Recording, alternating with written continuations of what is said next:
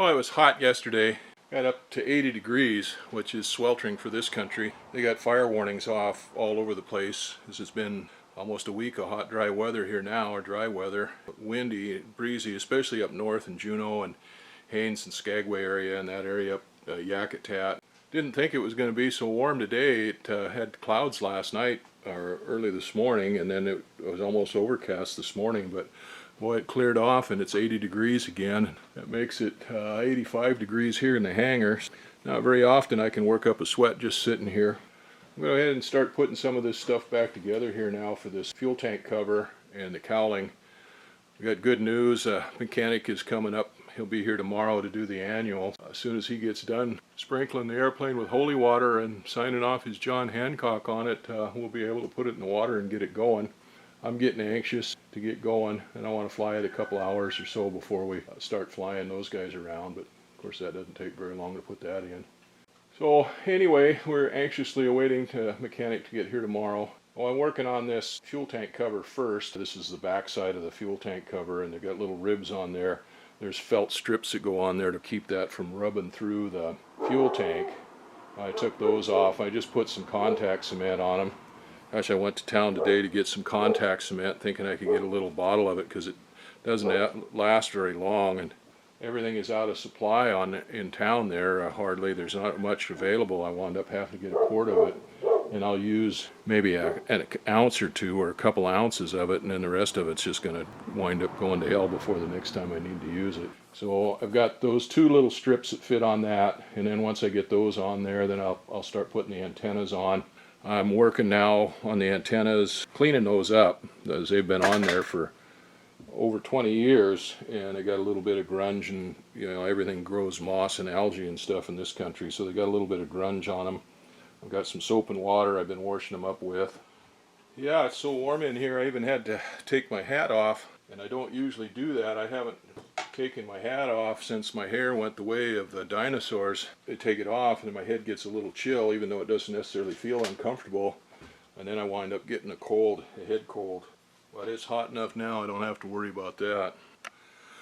Oh, this is the dome that goes over the air filter that holds it all on and together. They have a tendency as it vibrates and stuff to waller out these holes in the middle where it mounts up to, and this just fits over a 1/4-inch stud that's welded into the main spike pole, whatever, that sticks out of the carburetor airbox housing, the carburetor heat housing.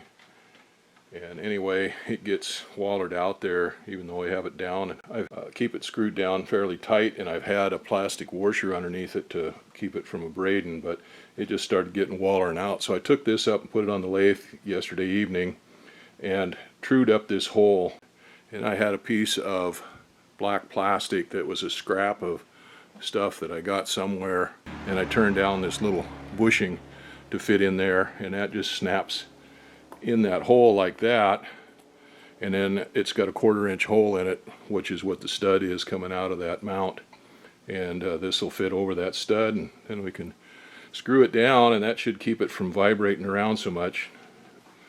Well, then I've got some trim that I had on there before. I'll go ahead and put that back on here. I'm going to glue it on with a little bit of contact cement so it stays, but that trim will go on there, and then that butts up against this baffle here, and this baffle then goes up against the foam on the air filter and pinches it in tight, so there's an airtight seal around it, so air goes past this like this and then into the foam air filter, and you can't get dirty air or unfiltered air around that. That's one of the other things I've been working on. Once I get that fuel tank cover on together, get the antennas mounted on it and stuff, I can put it up there out of the way.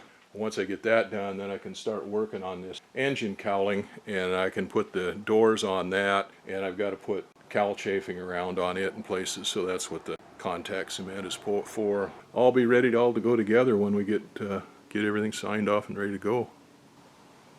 I got that tank cover all ready to put on there. Of course, it took a little longer than I expected. I had to clean up those antennas. They were grungy and dirty and stuff from years of use. I got those washed down with some fresh water, and the gaskets cleaned up on them, and I put a little bit of silicone grease on the gaskets, just real thin, to keep them from getting hard, and to kind of seal up a little better between the gaskets and the antenna bases. If I put new screws in the rear one, but the screws or studs are in the GPS antenna in front. The rear one is the comm antenna, or it's for the marine radio actually. The screws go through it, so I put new screws in there, but had to go dig out a real small wire brush to clean out their flathead screws or countersunk into that antenna. And you've got to have bright metal in there. The screws make contact with the antenna base there and then go through, and then are attached on the bottom of the fuel tank cover, and that's what gives it a ground plane.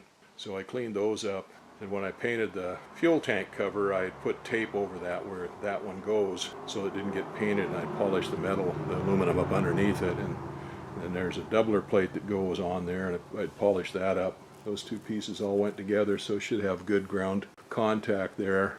Well, I put a new decal where the Phil filter neck is. I've had those kicking around here for years. I picked them up at a aviation trade show probably 15 years ago or more. Had them stored away someplace, so I had to go find those, and it took a little bit to figure out where I put those. Anyway, I got a brand new decal on there. It says 100 low lead only. And then around the base on the inside or underside of the thing where it contacts the fuselage, or the wing actually, I put some of this nylon tape on there. It's a real thin 5 mil, I think it says. 5 mil fiberglass tape. Got that from Aircraft Spruce, but that's got a backing on it, and you peel that little frog skin off of it, and then it's got adhesive on the tape. So it's fairly tough tape. I put that on there to act as insulation, or a go-between between the mount on there and everything underneath it, so you don't have chafing on that. This is what I used to use. I bought this many, probably 30 years ago, maybe more than that, at Boeing Surplus. And this is a Teflon tape. It's self-adhesive. I've used that for years on all kinds of different things. It's really slippery. Unfortunately, the adhesive on it is not real good, and it tears real easy, but you tear off a chunk the size you need, and I'd use that in that cowling before to keep them from abrading. But I don't have a whole lot of that left. I'm almost out of it, and Boeing Surplus no longer sells in their retail or their outlet like they used to. Now you've got to get everything from them online, and they don't ship to Alaska. Well, I'm going to go stick this thing up on there. I don't think I'm going to button it down yet, screw it down yet. I think I'm going to stick it up there to get it out of the way for now, and we'll work on something else. Now I've got the top cowling out. I've got to put anti-chafe tape on that. There's around from where the hinge point is and down around both sides in the front, and then underneath the back there where it laps over the boot cowl.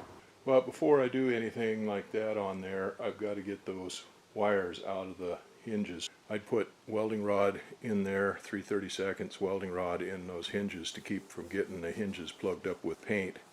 So now I've got to get those out, and there's paint built up on the welding rods, so I've got to scrape all that paint off of those pins and then try to get those wires out of there.